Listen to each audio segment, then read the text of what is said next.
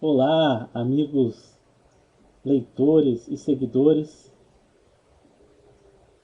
Eu não tenho como esconder a satisfação de estar gravando uma prévia da apresentação do meu TCC do curso de Direito, onde nós utilizamos como fontes bibliográficas os dois livros da nossa série aí, principalmente o volume 2, que é o Poker do Lazer ao Negócio, Fábrica de Decisões, onde a gente abordou alguns conceitos já jurídicos. Faz parte de mais um objetivo nosso aí desde quando ingressamos na graduação de Direito em 2017. Eu vou fazer aqui uma prévia, eu estou até treinando o que vai ser a apresentação e se tudo der certo, se a gente for aprovado, esse vídeo virá para o canal e para a página do Facebook.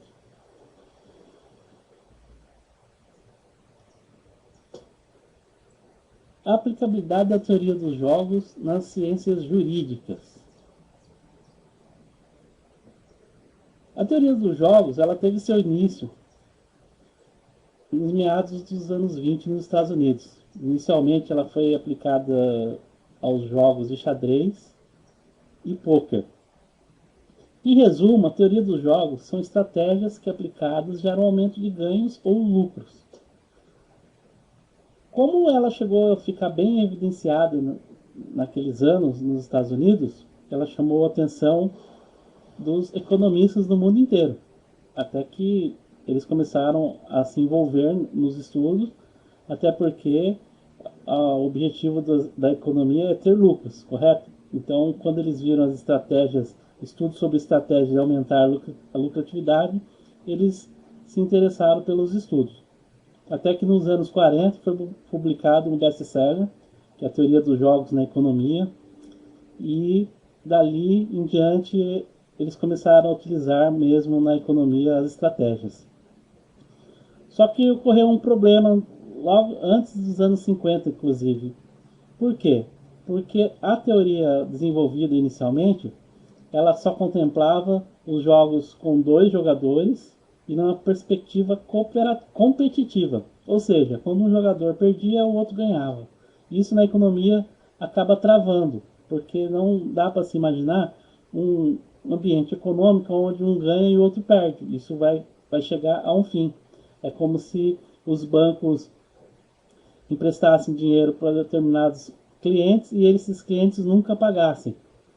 Ou seja, chegar uma hora que não vai ter o dinheiro para emprestar, ou no caso, esses clientes que ficaram devedores, eles não vão ter o crédito liberado para pegar mais dinheiro emprestado. Então, é uma teoria onde um ganhava e o outro perdia.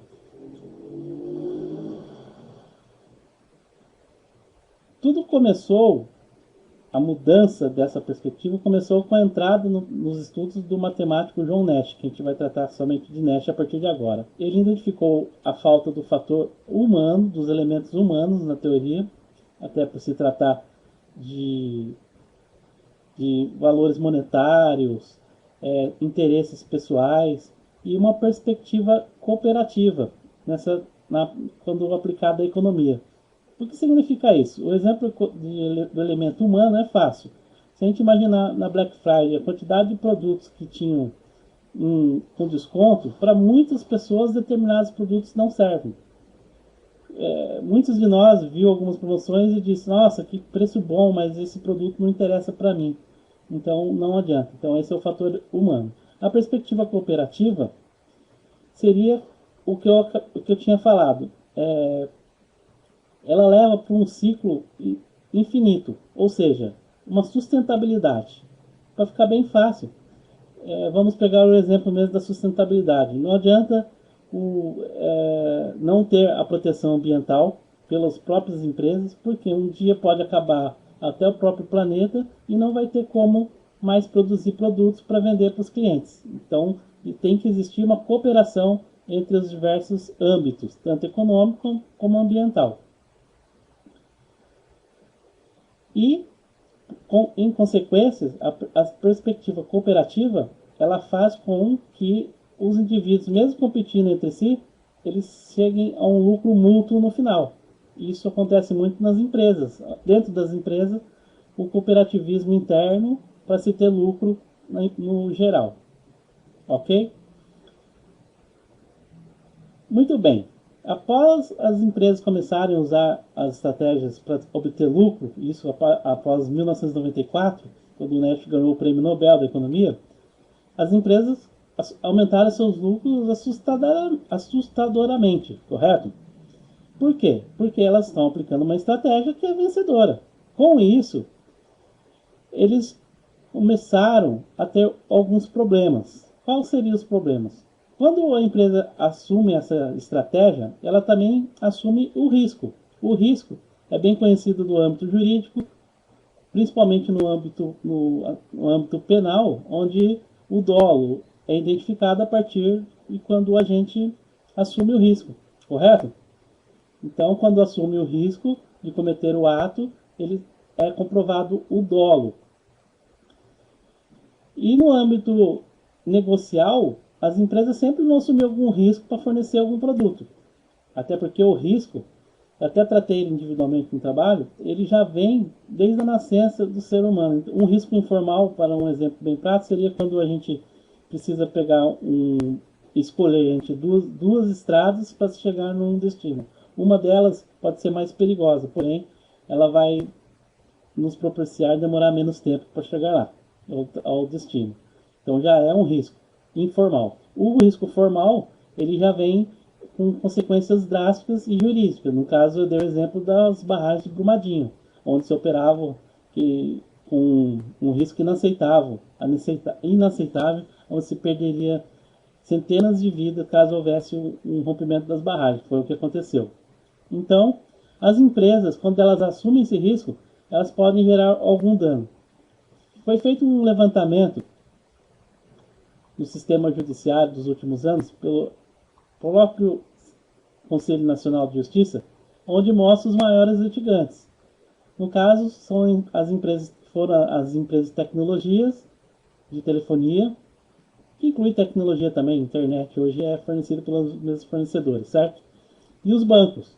Ou seja, eles estão obtendo lucro, correto? Porque eles se utilizam da estratégia da teoria dos jogos. Porém, esse sistema aparentemente ele está desequilibrado. Ou seja, os clientes estão sendo lesados, eles estão tendo dano, e o Poder Judiciário também. Por quê? Porque está acumulando um número de processos. Isso faz com que o sistema judiciário fique ineficiente, o acúmulo de processos. Falta para o Poder Judiciário assumir a sua posição de jogador.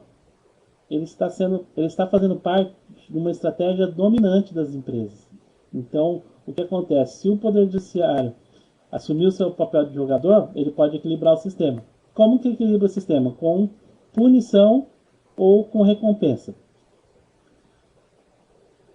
É bem verdade que no sistema judiciário, em partes localizadas, já se utiliza da teoria dos jogos, que é como na mediação e conciliação, onde se deveria, pelo menos, os mediadores identificar os interesses das partes para se chegar a um equilíbrio, fazendo com que ambas se sintam satisfeitas com os acordos e tenham, pelo menos, a sensação de ganhos mútuos. Isso faz com que os acordos tenham longevidade.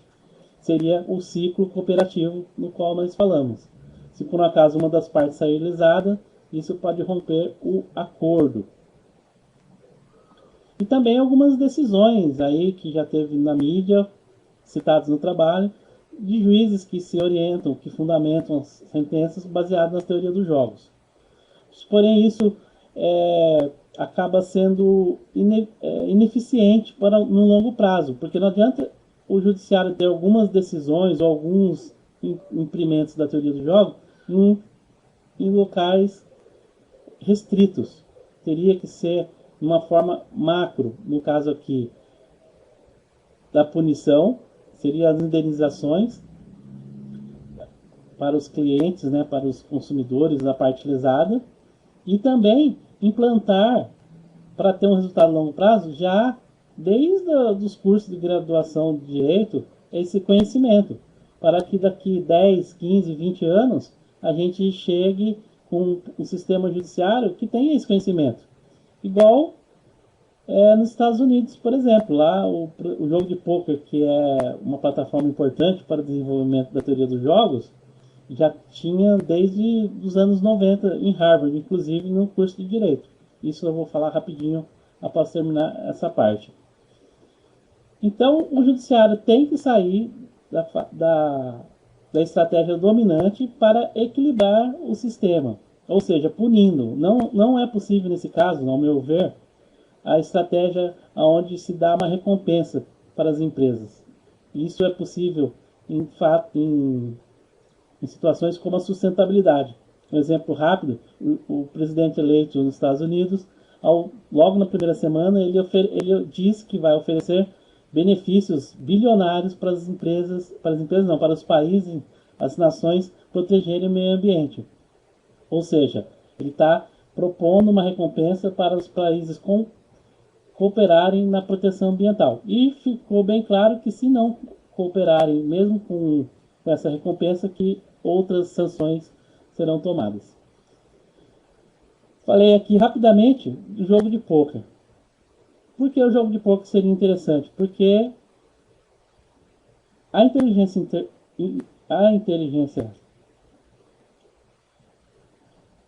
artificial ela é desenvolvida na plataforma de jogos. Isso para tarefas repetitivas e matemáticas. E nós sabemos que a inteligência artificial é uma afronta, é um receio de muitos operadores de direito, inclusive, com medo que essa tecnologia tome o lugar dos humanos no âmbito jurídico também. Já o jogo de poker é um jogo onde dá para se treinar muito a gestão de risco e a inteligência emocional, porque o jogo de poker é um jogo de pessoas e não um jogo de cartas, conforme eu escrevo nos livros nossos aí do Poker e Lazer o Negócio.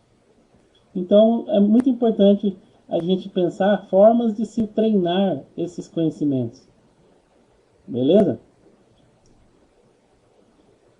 Então já dá para finalizar aqui. A solução do problema seria o sistema judiciário sair da estratégia dominante para passar a moderar os litígios a fim de diminuir os danos dos clientes e poder diminuir o número de processos. Deixar de perder dois jogadores, dois players, e fazer com que o equilíbrio seja restabelecido no sistema judiciário. Espero que vocês tenham gostado e o tempo foi o meu maior inimigo nessa apresentação. Abraço.